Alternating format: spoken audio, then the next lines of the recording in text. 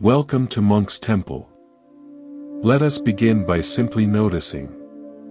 Notice that you are breathing. Notice the rise and fall of your chest. Notice the space between the in-breath and the out-breath. You do not need to change anything. You only need to be aware. In this moment, you are alive. You are present. And beneath all the noise of your daily life, beneath all the worries and plans and memories, there is a quiet space. This space has always been here. It is your true nature. It is awareness itself. Now, from this place of awareness, I want you to consider something. Think of the last time you were absolutely certain you were right and someone else was wrong. Not just mildly annoyed, but deeply, passionately certain. That person was the problem. That person was bad. That person deserved your anger. Hold that feeling in your awareness for a moment. Do not judge it. Just notice it. Feel the heat of it. The righteousness. Now here is a question that might shake that certainty. Where did that anger really come from? The obvious answer is that it came from the other person. They did something. They caused it. But let us look closer.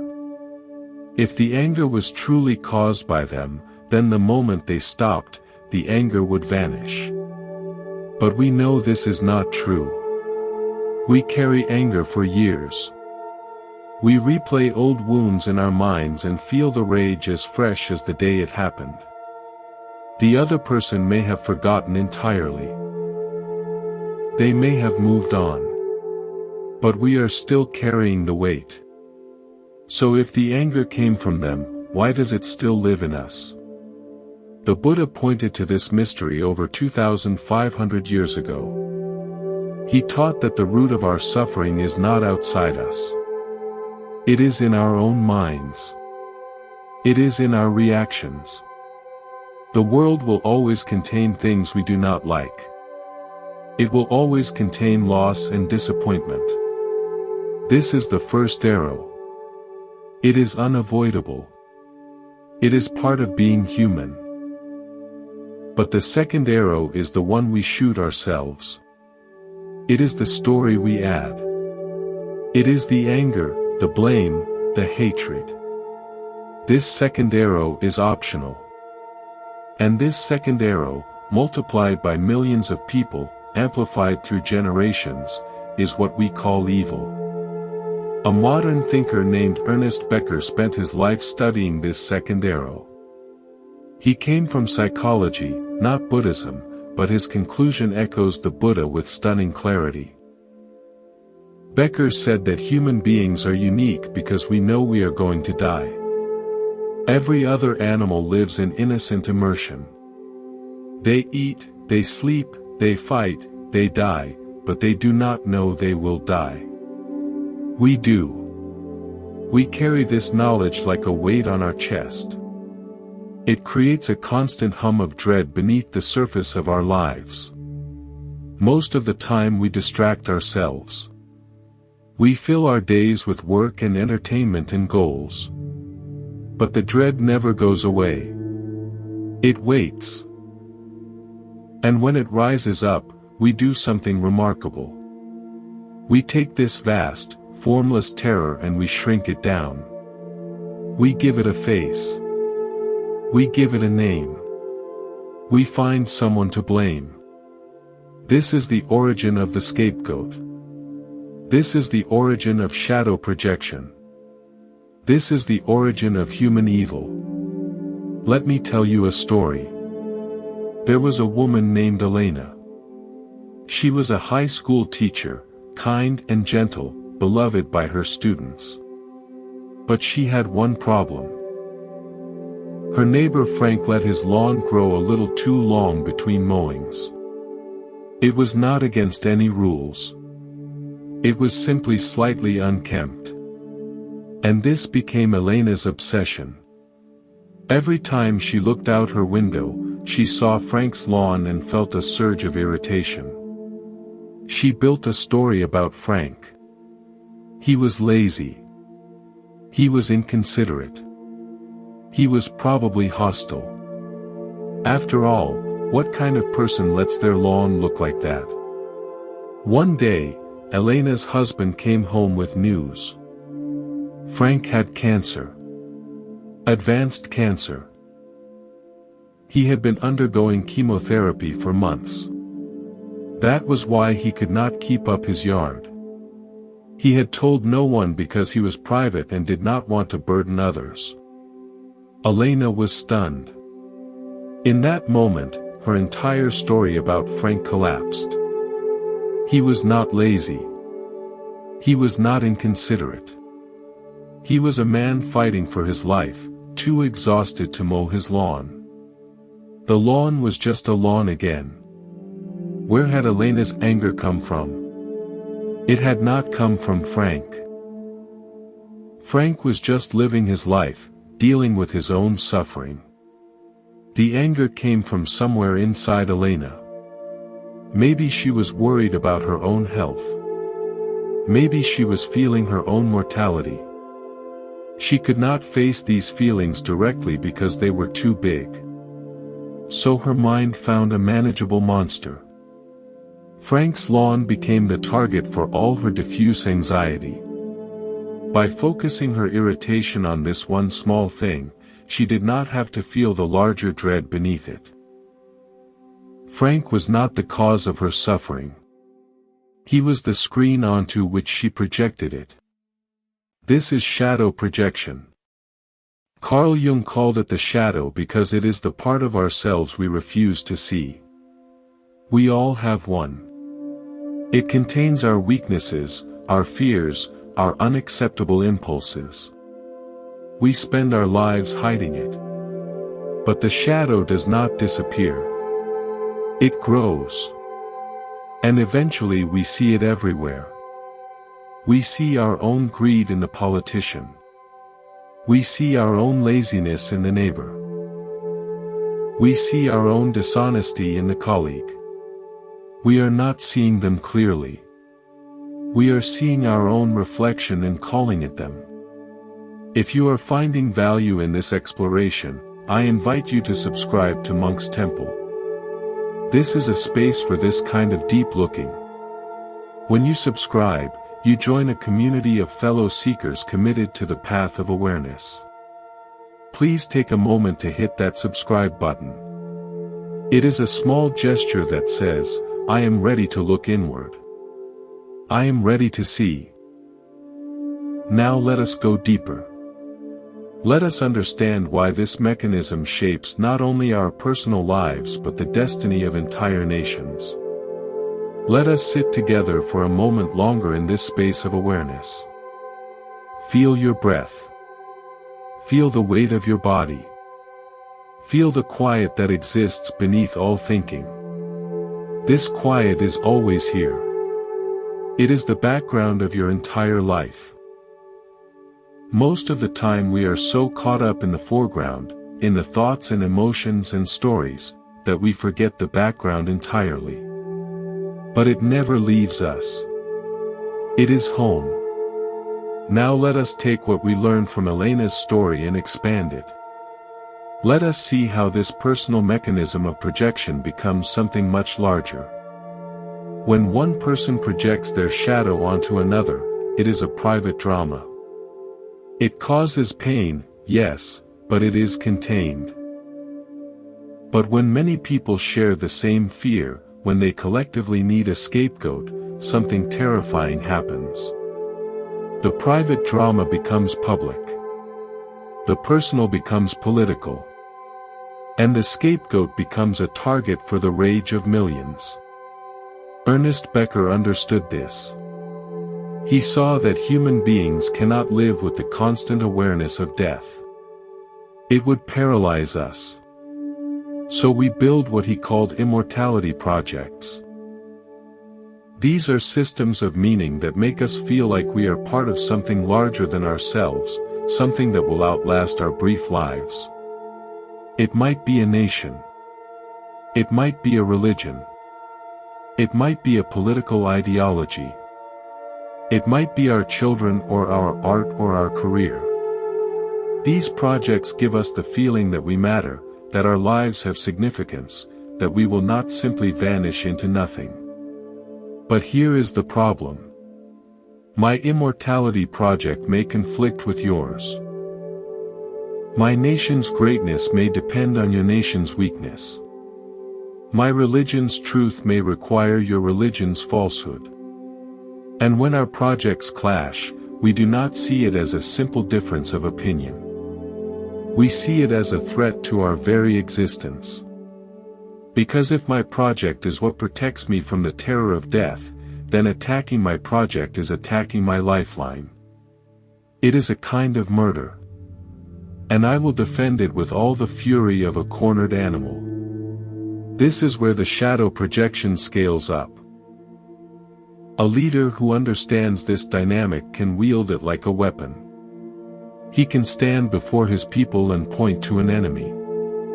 He can say, "They are the reason for your suffering. They are the source of contamination. They are the animals, the parasites, the poison." And the people, already carrying their own private dread, will feel an immense relief. Finally, someone has named the threat. Finally, there is something to fight. Finally, the formless terror has a face. Let me tell you a story about this. It is a story about two brothers, though not by blood. They grew up in the same neighborhood, played on the same streets, attended the same school. Their names were Amir and Hassan. They were inseparable as children. They shared meals. They shared secrets. They shared dreams. But they belonged to different communities. Different tribes. Different histories. And as they grew older, the world began to tell them that they were enemies. It started small. A comment here. A suspicion there. Amir heard from his elders that Hassan's people could not be trusted. Hassan heard from his elders that Amir's people had betrayed them long ago. Neither boy wanted to believe it. They remembered each other's faces. They remembered the laughter. But the stories grew louder. The pressure grew stronger. And slowly, almost imperceptibly, they began to see each other differently. The face of the friend became the face of the other. The other became the threat. One day, violence broke out in their city. It was not about Amir and Hassan. It was about ancient grievances that neither of them fully understood. But the violence swept them up anyway. Amir found himself in a crowd, surrounded by people from his community. They were angry. They were afraid. And they were moving toward Hassan's neighborhood. Amir tried to leave. He tried to go home. But the crowd carried him forward. And then he saw Hassan. His friend. His brother. Standing in the street, looking confused and terrified. For a moment, their eyes met. Amir saw the boy he had grown up with. He saw the laughter. He saw the trust. But the crowd around him was chanting slogans. They were dehumanizing Hassan's people. They were working themselves into a frenzy. And Amir felt something shift inside him. The face of his friend began to blur. It became the face of the enemy. He did not hurt Hassan that day. He turned and walked away. But something died between them. The connection was severed. And they never spoke again. This is how evil works. It does not begin with monsters. It begins with ordinary people, carrying ordinary fears, who are given permission to see other ordinary people as threats. The mechanism is the same as Elena and her neighbor's lawn. The diffuse anxiety of life, the fear of death, the dread of meaninglessness, all of it gets focused onto a target. But now the target is not a lawn. It is a whole group of human beings. And the relief that comes from hating them is shared by millions. The Buddha saw this clearly. He taught that the root of all conflict is the illusion of separateness. We build walls around ourselves. My nation. My religion. My tribe. My identity. And then we are surprised when those walls become prisons. We forget that the person on the other side of the wall is just like us. They breathe the same air. They love their children. They fear death. They want to be happy. But we cannot see this because we are too busy projecting our shadow onto them. They become the container for everything we cannot bear to face in ourselves. This is why the path of awareness is so radical. It dismantles the walls. It shows us that the enemy is not out there. The enemy is the fear in our own hearts. And that fear can only be healed by looking at it directly, not by throwing it at someone else. Let me share another story. This one is about a man named David. David was a veteran. He had served in a war far from his home, a war that most people in his country had forgotten. He had seen things there that he could never unsee. He had done things he could never undo. When he came home, he carried a weight that no one could see. He was angry all the time. He could not hold a job. He could not maintain relationships. He drank too much. And he hated. He hated the people he had fought against. He hated the politicians who sent him to war. He hated the protesters who called him a murderer. He hated everyone. One night, David hit bottom. He found himself in a dark place, literally and figuratively. He was sitting in his car with a bottle and a gun, trying to find the courage to end his life. And in that moment, he had a thought that surprised him. He thought about a child he had seen in the war. A child with dark eyes and a frightened face. A child from the enemy country. He had seen this child for only a moment, years ago, but the image had never left him. And in that moment, sitting in his car, he realized something. That child was not his enemy. That child was just a child. That child had probably grown up to hate him just as much as he hated them. And the whole thing was a machine. A machine that took ordinary people and turned them into enemies so that other ordinary people would not have to face their own pain. David did not pull the trigger that night. He put down the bottle. He got help. He began the long, slow process of healing. And part of that healing was learning to see the humanity in the people he had been taught to hate. He never became a saint. He never forgot what he had seen and done. But he stopped projecting. He started looking inward. And in doing so, he found a kind of peace he had never thought possible. This is the work. This is what we are doing here together. We are learning to see the mechanism. We are learning to catch ourselves before we throw our garbage onto someone else. And we are learning to sit with our own fear, our own pain, our own mortality, without needing to make it someone else's problem. Let us pause again and return to the breath. Just notice the air moving in and out. Feel the aliveness in your body. This moment is all we ever really have. The past is memory. The future is imagination. Only this breath, this now, is real. Rest here for a moment before we continue. Now we must look at something uncomfortable. We must look at how this mechanism of projection does not just affect strangers and enemies. It affects the people closest to us. It affects our families, our partners, our children. The shadow does not discriminate. It will find a target anywhere.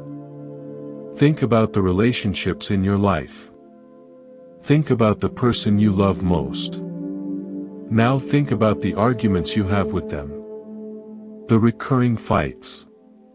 The same wounds opened again and again. Have you ever noticed that the things which bother you most in your partner are often the things you cannot accept in yourself? Let me tell you a story about a couple named Maria and James. They had been married for 12 years. They loved each other. They had built a life together, raised children together. But they had one fight that never ended. Maria was always on James about his ambition. She said he was lazy. He lacked drive. He was content to coast through life while she carried all the weight of their future. She would come home from work and find him reading or watching television and feel a surge of contempt. Why was he not doing more? Why was he not pushing harder? She would make comments. Little jabs. The tension would build until they erupted in a fight that left them both exhausted and resentful. James, for his part, felt bewildered. He worked hard. He provided for his family. He was present for his children. He thought he was doing fine. But Maria's constant criticism made him feel like a failure. He would withdraw, which made Maria angrier. The cycle repeated for years. Then something happened. Maria's company went through restructuring. She lost her job. For the first time in her adult life, she had no career to throw herself into. She was home. She was still. And in that stillness, she began to see something she had never seen before. The contempt she felt for James's supposed laziness was actually aimed at herself. She had spent her whole life running. Running toward achievement, toward success, toward the next goal. Because if she stopped running, she would have to face something terrifying. She would have to face the emptiness inside. The fear that she was not enough. The dread that her worth was tied to her productivity. James was not lazy. James knew how to rest. James knew how to be still. And that stillness terrified her because it reflected back the things she could not face in herself. This is the shadow in intimate relationships. We do not marry our perfect complement by accident. We often marry the person who carries the part of ourselves we have disowned. The uptight person marries the free spirit. The chaotic person marries the rigid organizer. And then we spend years trying to change them, trying to make them stop being the thing we secretly wish we could be or secretly fear we are. The Buddha spoke about this. He taught that attachment and aversion are two sides of the same coin. We cling to what we think we are. We push away what we think we are not. But this pushing away is a kind of clinging too. It keeps us bound. It keeps us in conflict. True freedom comes when we can see both sides within ourselves. When we can embrace the light and the shadow, the ambition and the rest, the chaos and the order. Then we no longer need others to carry these things for us. Let me tell you another story. This one is about a father and son. The father's name was Robert. He was a successful surgeon. Precise. Controlled. Respected. His son, Michael, was none of these things. Michael was an artist. He lived in a small apartment filled with canvases and paint. He had little money but seemed happy. Robert could not understand this. He looked at his son's life and saw failure. He saw wasted potential. He made comments about getting a real job. He offered to pay for business school. He could not hide his disappointment. Michael felt this deeply. He loved his father but felt constantly judged. He tried to explain his art, his vision, but Robert did not want to hear it. The distance between them grew. They spoke less and less. When they did speak, the air was thick with unspoken criticism. Then Robert retired. The surgery that had defined him was suddenly gone. The respect, the status, the constant validation, all of it vanished overnight. He did not know who he was anymore. He fell into depression. He stopped leaving the house. His wife did not know what to do.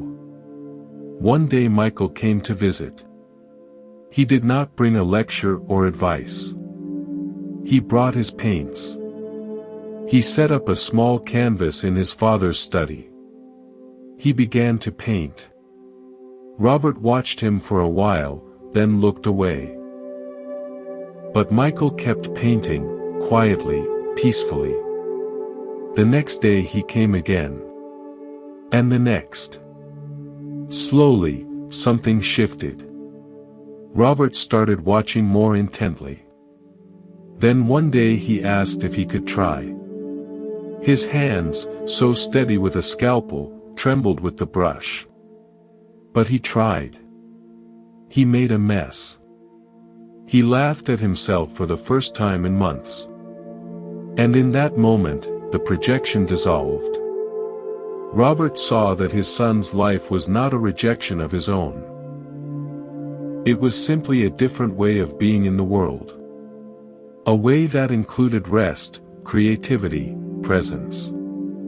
Things Robert had never allowed himself.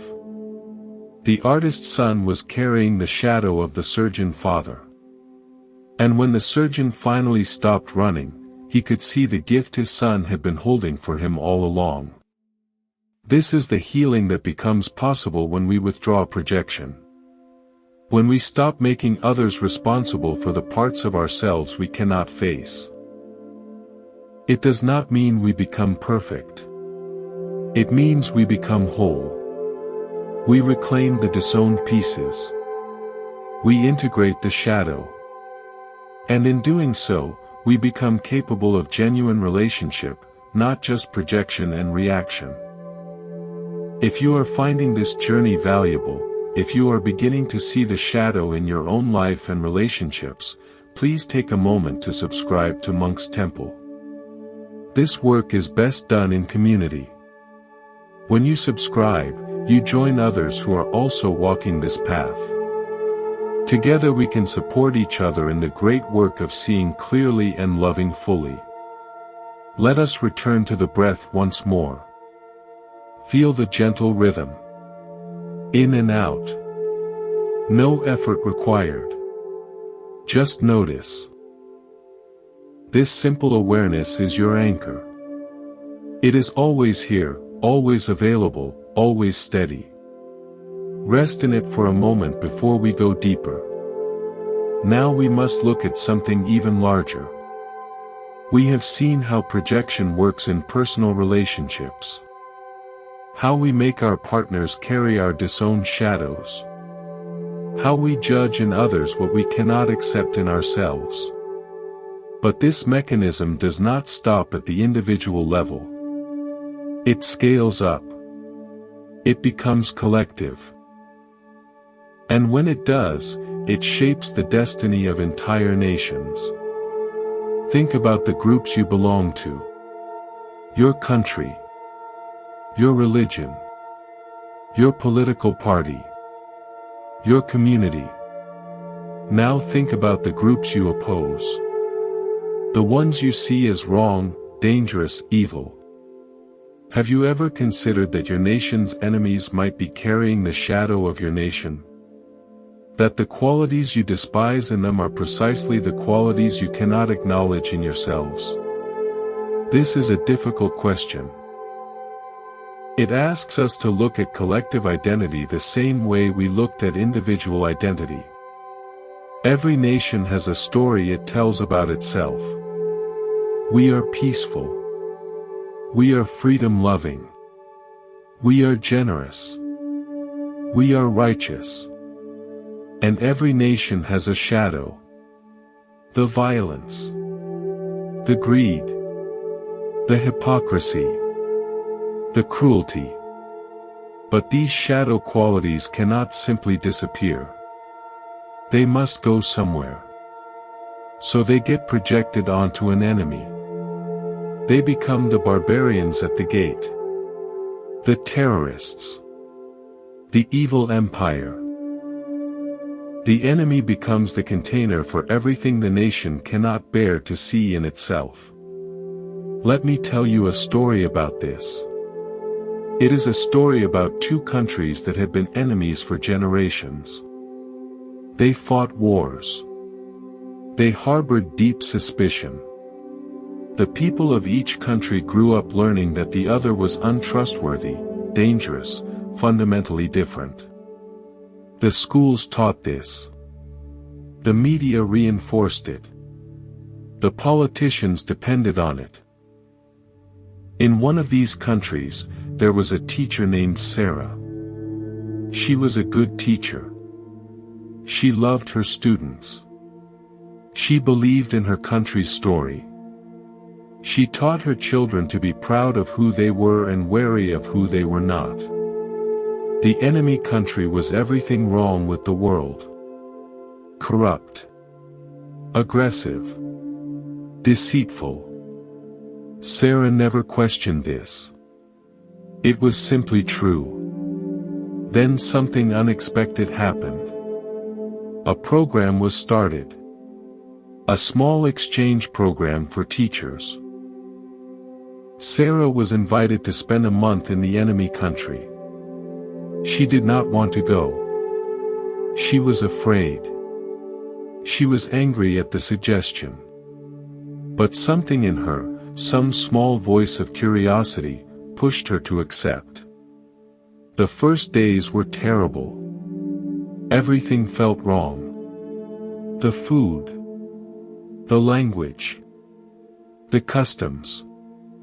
She saw confirmation everywhere of what she had been taught. See?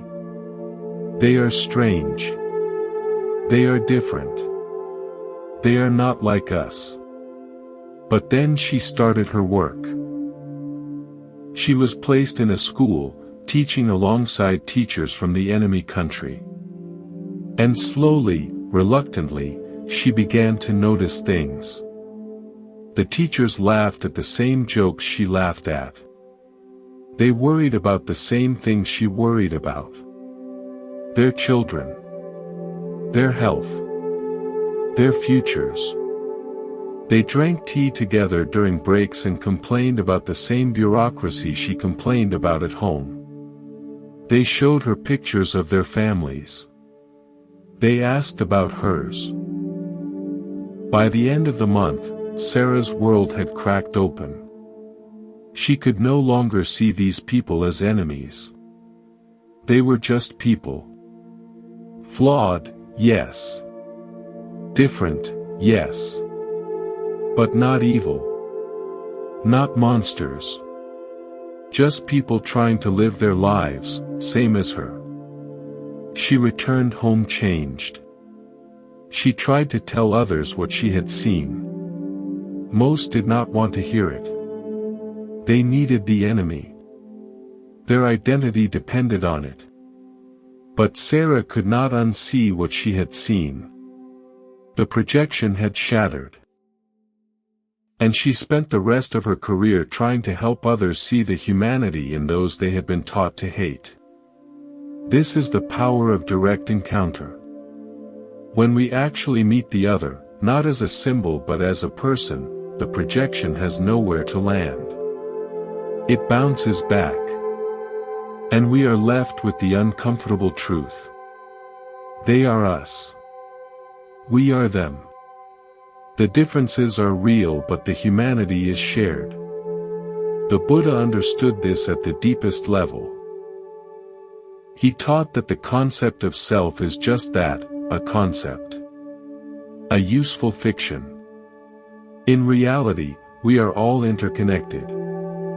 All arising and passing away together.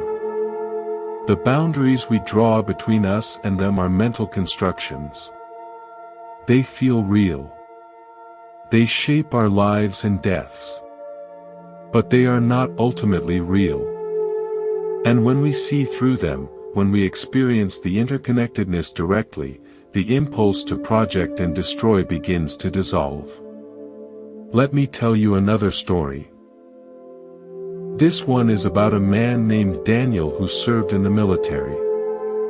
He was a good soldier. He believed in his mission. He saw the enemy as evil and felt no hesitation in fighting them. He did his job. He came home with medals and trauma. Years later, Daniel found himself in a support group for veterans. There were men from both sides of the conflict there. At first he could barely look at them. They were the enemy. But the group had a rule. Everyone listened. Everyone spoke. Everyone was human. One day a man from the other side told his story. He had been a soldier too. He had believed in his mission too. He had lost friends too. He had nightmares too. He had a family too. As Daniel listened, something shifted. He saw the man's pain. He saw his own pain reflected in the man's eyes. They were not enemies anymore. They were just two men, both damaged by war, both trying to find a way to live with what they had done and seen. Daniel did not forgive the war. He did not forget what happened. But he stopped projecting. He stopped seeing the other as the source of all evil. He saw a fellow human being, caught in the same machine, suffering the same consequences. And in that seeing, something healed in him. Not completely. Not perfectly. But enough to begin the long journey home to himself. This is the collective shadow work. It is harder than individual work because it is shared by millions. It is reinforced by culture, by history, by tradition. But it follows the same principle. The enemy is not out there. The enemy is the fear in our own collective heart. And that fear can only be healed by looking at it together, not by projecting it onto others. Let us pause again and breathe. Feel the air enter your body. Feel it leave. Notice the space between breaths. That stillness. That silence. It is always here, always waiting for you to notice it. Rest here for a moment. Now we must look at something even closer to home. We have seen how projection works in personal relationships and between nations. But there is another level. The level of our daily lives. The small moments. The casual judgments. The subtle ways we separate ourselves from others every single day. Think about your morning. The coffee shop. The commute. The office. How many people did you see without really seeing? How many did you categorize without knowing them? The slow walker in front of you. The barista who got your order wrong. The colleague who talks too much in meetings. Each of these becomes a small screen for projection. A tiny scapegoat for our minor irritations. Let me tell you a story about a man named Peter. Peter was a commuter. Every day he took the train to work. Every day he sat in the same seat if he could. Every day he noticed the same things. The train was crowded. The ride was long. And there was one thing that bothered him more than anything else. A woman who always seemed to be in his way. She would stand by the doors exactly where he needed to enter. She would block the aisle with her bag. She would get off at his stop and walk slowly up the escalator, forcing him to slow down. Peter had built an entire story about this woman.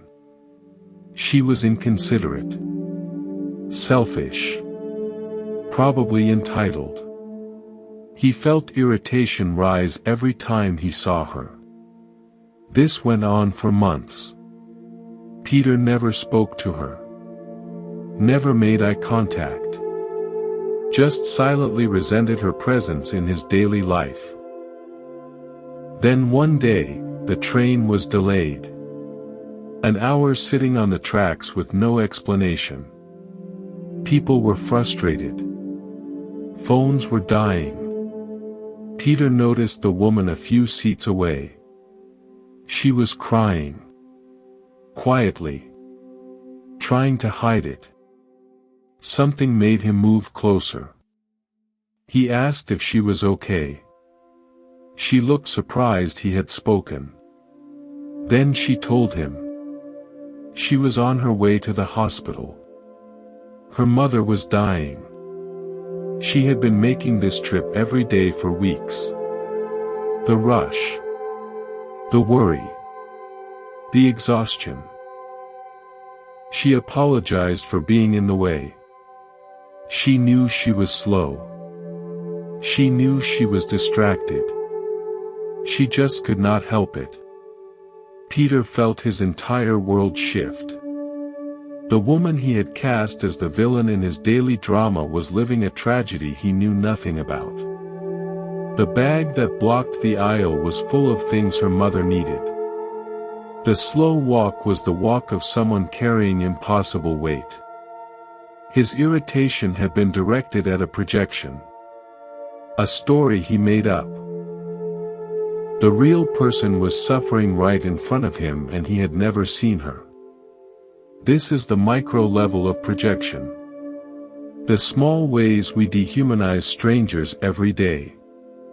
We do not have the energy to see everyone fully. So we create shortcuts. Categories. Types. The annoying person. The slow person. The rude person. But these categories are projections. They tell us nothing about the actual human being living their actual human life. The Buddha spoke about this. He taught the practice of loving kindness. Metta. It begins with ourselves. Then extends to loved ones. Then to neutral people. Then to difficult people. Then to all beings everywhere. The practice is simple. You wish them well. May you be happy. May you be healthy. May you be safe. May you live with ease. But try this with the person who cut you off in traffic. Try it with the politician you despise. Try it with the woman blocking the train door. It is not easy because the projection gets in the way. But that is exactly why we practice. To see through the projection. To remember that they too want to be happy. They too suffer. They too will die. Let me tell you another story. A woman named Claire who worked in customer service. She dealt with complaints all day. Angry people. Frustrated people. People who took their bad day out on her. She developed a thick skin. She stopped listening. just went through the motions. But inside she was accumulating resentment. She hated the customers. Hated their entitlement. Hated their rudeness. Then one day a call came. A man yelling about his bill. Same as always. Claire started her usual script. But something made her pause. She heard something in his voice she had not noticed before. Not just anger. Fear. She asked a different question. Is everything okay? There was silence on the line. Then the man broke down. He had lost his job. His wife had left him. He was about to lose his house. The bill was just the last straw. He was not angry at her. He was drowning and did not know how to say it. Claire listened. Really listened.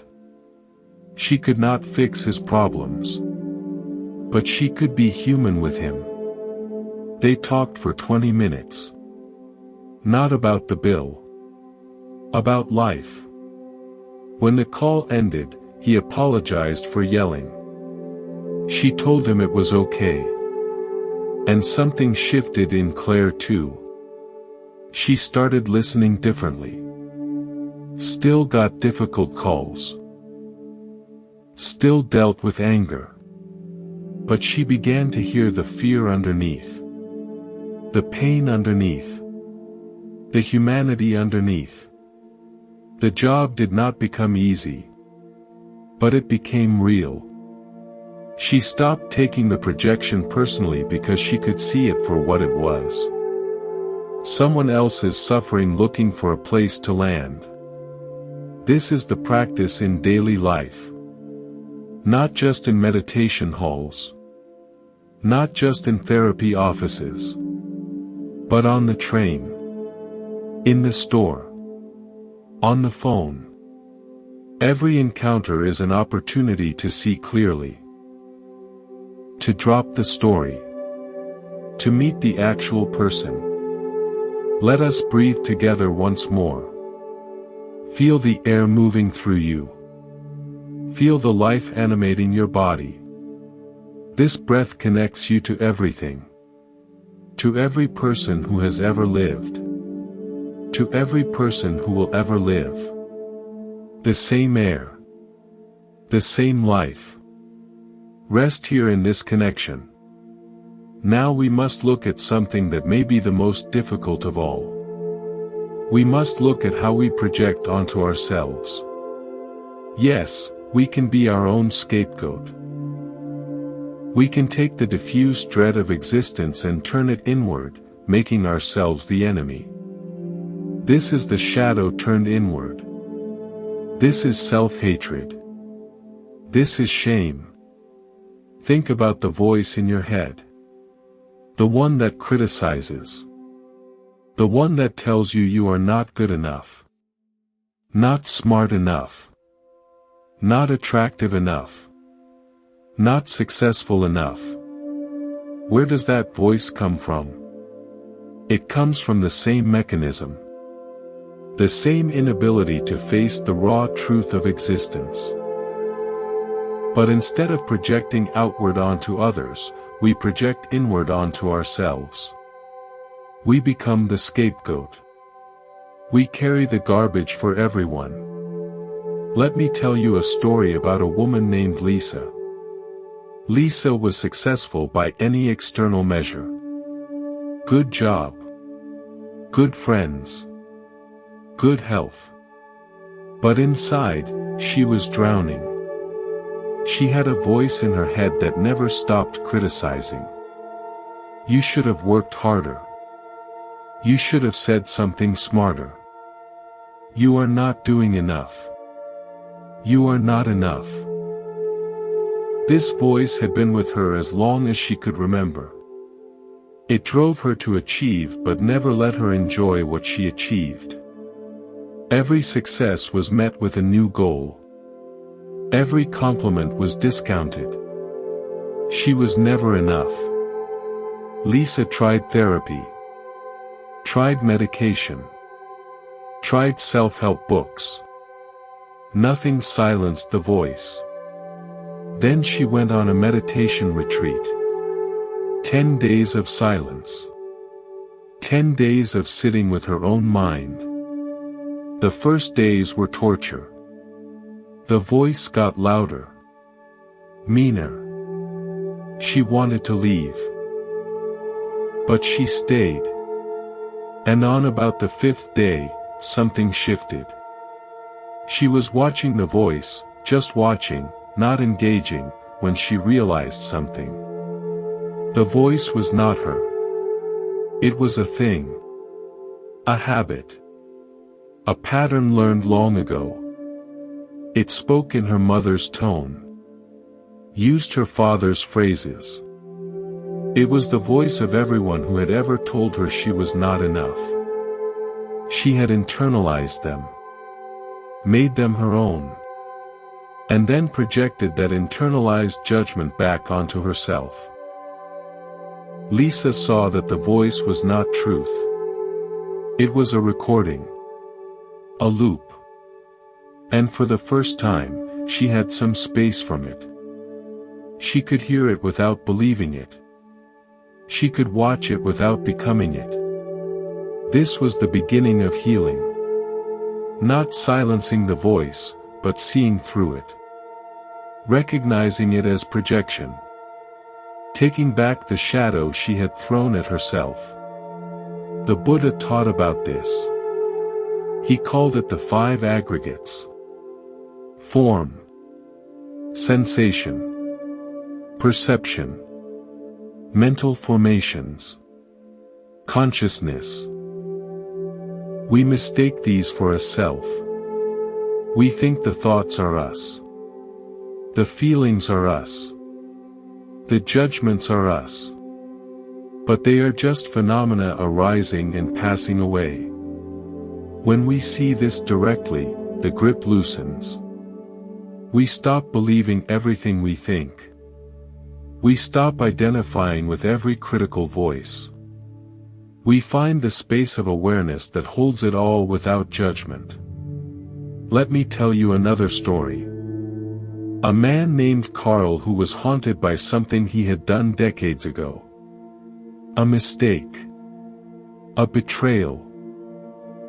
He had hurt someone he loved. The relationship ended. The person moved on. But Carl never forgave himself. He carried the guilt like a stone in his chest. It colored everything. He did not deserve happiness. Did not deserve love. Did not deserve peace. He had become his own accuser, his own judge, his own executioner. Years passed. Carl built a life. Married. Children. Career. But the stone remained. He could not fully be present because part of him was always back there, replaying the mistake, punishing himself again and again. His wife noticed. She loved him but could not reach him. He was always holding something back. Then Carl attended a retreat focused on forgiveness. Not forgiving others. Forgiving himself.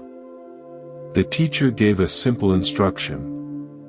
Bring to mind the person you most need to forgive. The person you hold the most resentment toward. Carl immediately thought of the person he had hurt. But the teacher said something surprising. That person is not who I mean. I mean you. Forgive yourself. Carl could not do it. The resistance was too strong. He had spent so long punishing himself that letting go felt like betrayal. Like he would be saying what he did was okay. The teacher explained. Forgiveness is not saying it was okay. It is saying you are ready to stop carrying it. The mistake happened. The pain happened. Carrying it forever does not undo it. It only doubles the suffering. One suffering then. One suffering now. Let the now suffering go. Something cracked in Carl. He sat with it. The shame. The guilt. The self-hatred. And slowly, gently, he began to offer himself the same compassion he would offer anyone else who had made a mistake. He saw that the young man who did that thing was lost and scared and did not know better. He saw that holding the stone all these years had not helped anyone. Not the person he hurt. Not himself. He let the stone drop. Not all at once. Bit by bit. And when it was gone, he could finally be present.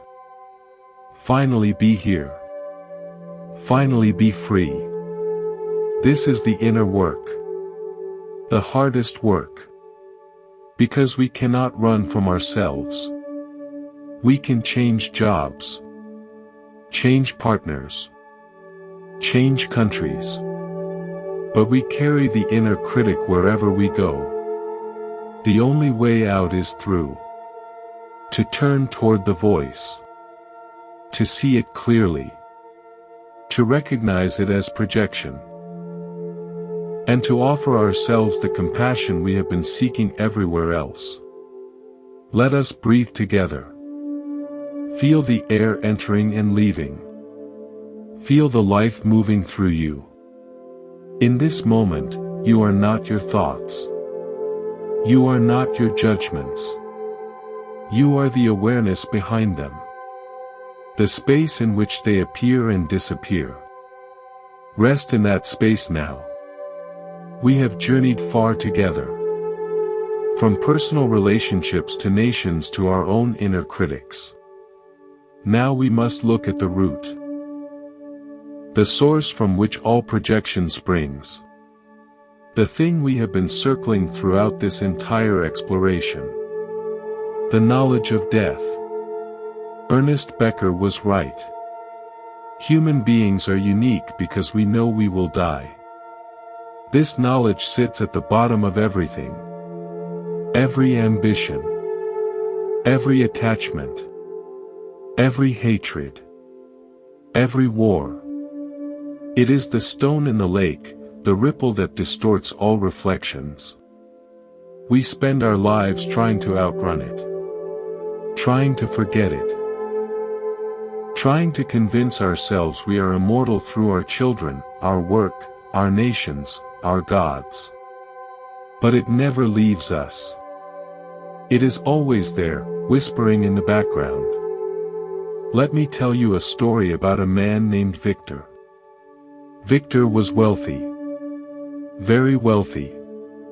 He had built a company from nothing and sold it for more money than he could spend in several lifetimes. He had a beautiful home. A beautiful family. Everything anyone could want. But Victor was not happy. He was terrified. Not of losing money. Not of losing status. Of something deeper. He had started having panic attacks in the middle of the night. Waking up with his heart pounding, convinced he was dying. Doctors found nothing wrong. His body was fine. But his mind was not. Victor tried everything. Therapy. Medication. Meditation. Yoga. Retreats. Nothing stopped the attacks. Then one day, sitting in his garden, watching a bee move from flower to flower, he had a thought. The bee would die. The flowers would die. The garden would die. He would die. And in that thought, something shifted. Instead of the usual terror, he felt something else. A kind of recognition. A kind of peace. Of course he would die. This was not a problem to be solved. It was a fact to be accepted. The panic came from fighting it. From refusing to look at it directly. From projecting it onto every shadow, every worry, every fear. When he stopped fighting, when he just let the truth be true, the panic began to dissolve. Victor did not become fearless. He still preferred life to death. But he stopped running. And in stopping, he found something he had been seeking his whole life. Presence. The ability to be fully here, fully now, because he was no longer constantly fleeing the future. The Buddha called this the first noble truth. There is suffering. There is aging. There is sickness. There is death. This is not pessimistic. It is simply honest. Most of us live in denial of these truths. We build elaborate structures to avoid them. But the denial itself is the source of our suffering. When we accept what is true, when we make peace with our mortality, something remarkable happens. We become free to actually live. Let me tell you another story. A woman named Grace who worked in a hospital. She saw death every day. Patients she had grown close to. Families she had comforted. She thought she was used to it. But she was not. She was numbing herself. Going through the motions. Building walls so she would not feel the loss. Then a young patient came in. A girl about her daughter's age. Same smile. Same laugh. Grace could not build a wall against this one. The girl reminded her too much of home. Of love. Of everything precious. The girl died after 3 weeks. Grace fell apart. Could not work. Could not eat. Could not stop crying. Her colleagues worried. Suggested therapy. Suggested time off. Grace took the time. But instead of distracting herself, instead of numbing, she did something different. She sat with the grief. She let it wash over her. She cried until there were no tears left. And in the emptiness after the crying, she found something she had never expected. Gratitude.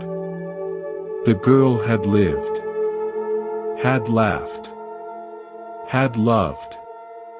Had touched everyone around her. The grief was the price of that love. And it was worth paying. Grace returned to work changed. She still felt loss when patients died. But she no longer built walls. She stayed present. Stayed open. And found that being present with death made her more present with life. More grateful for every moment. More connected to everyone she met. This is the paradox. Running from death makes us dead while we live. Accepting death makes us truly alive. When we stop projecting our mortality onto others, when we stop making them carry our fear, we are free to meet them as they are. Free to love without reservation. Free to be fully human. There is a practice in Buddhist tradition called Maranasati. Mindfulness of death. It is not morbid. It is liberating. You contemplate your own mortality.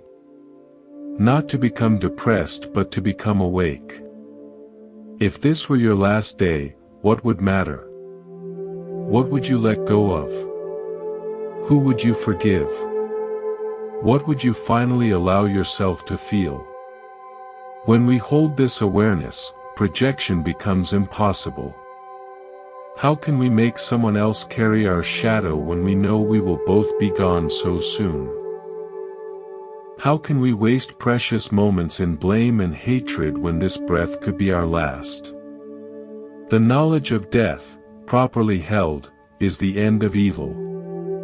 Not because we become perfect but because we become real.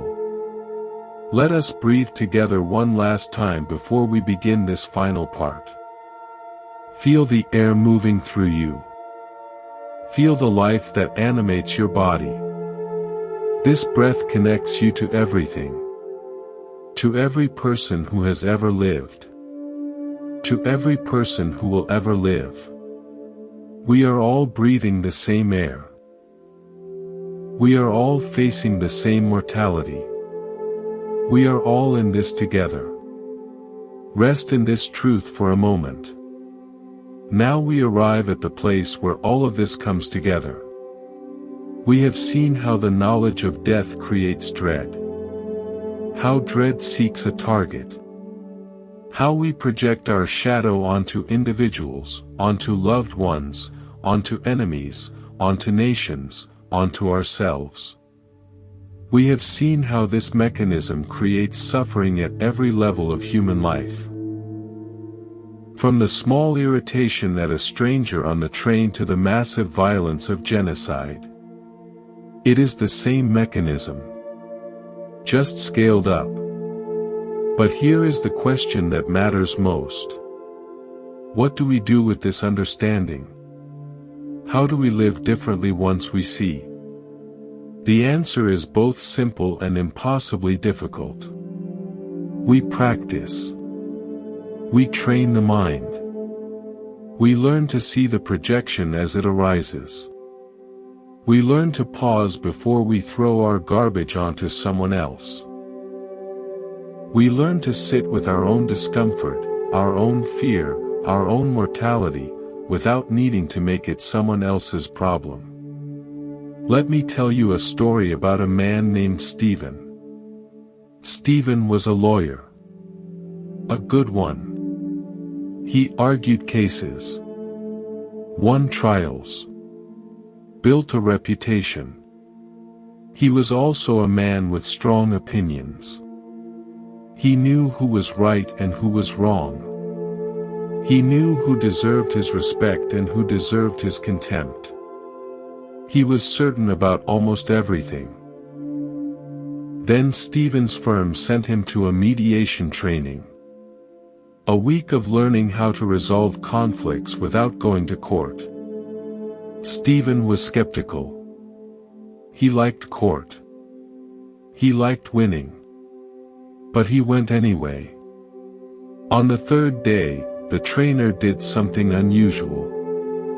She paired people who disagreed on a controversial topic. Stephen was paired with a man who held opposite views on everything. They were told to talk. Not to convince. Just to understand.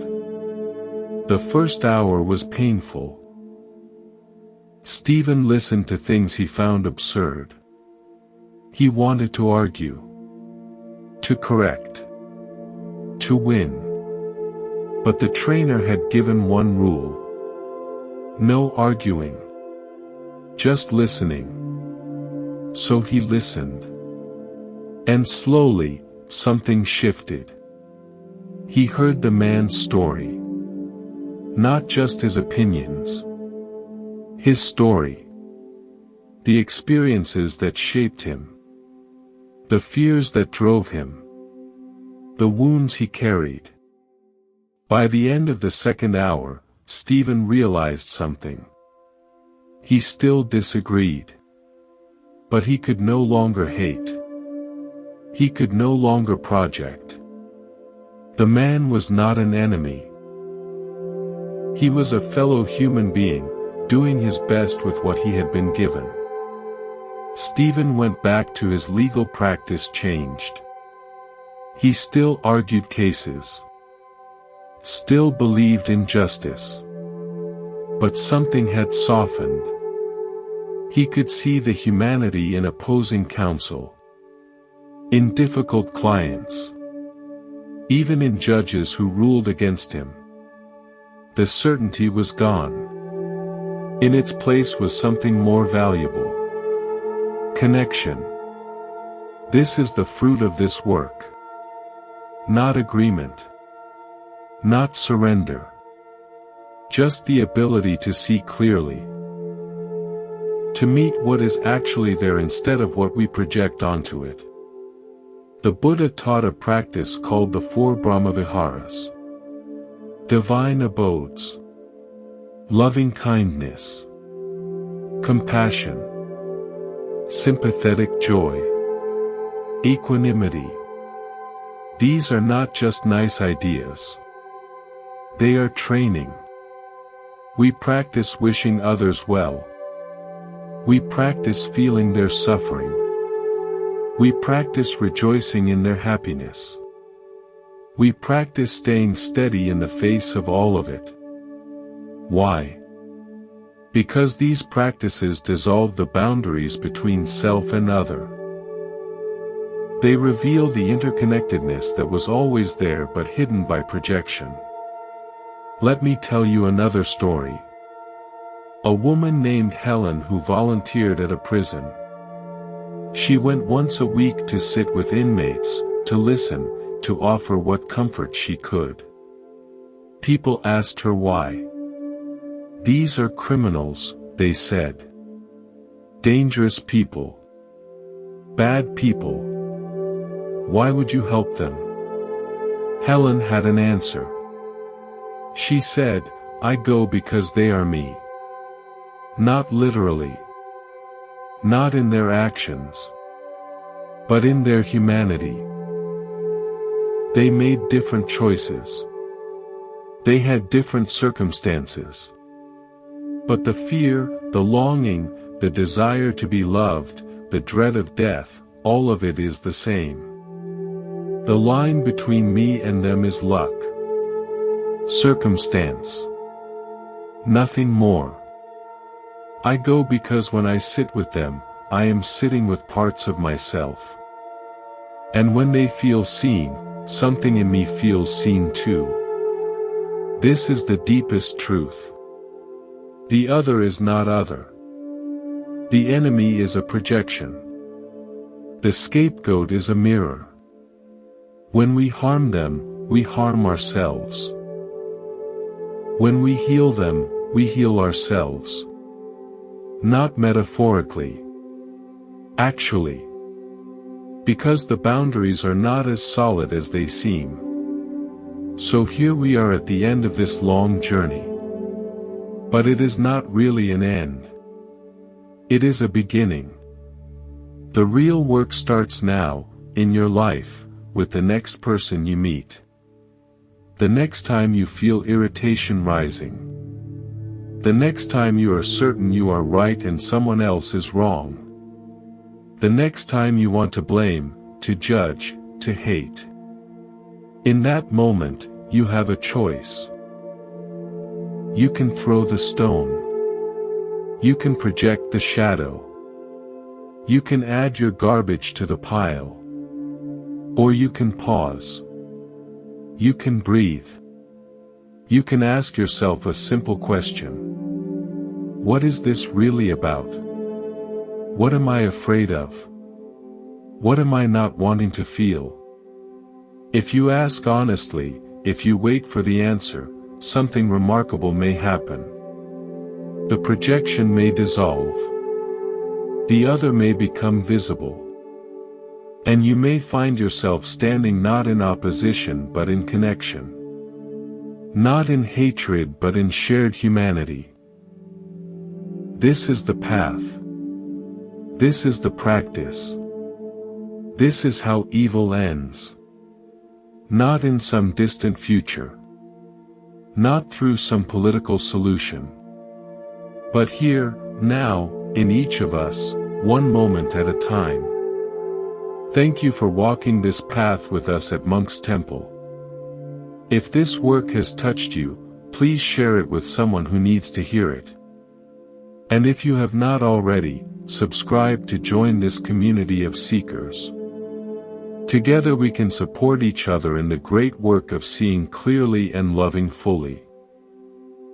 May you be happy. May you be healthy. May you be safe. May you live with ease.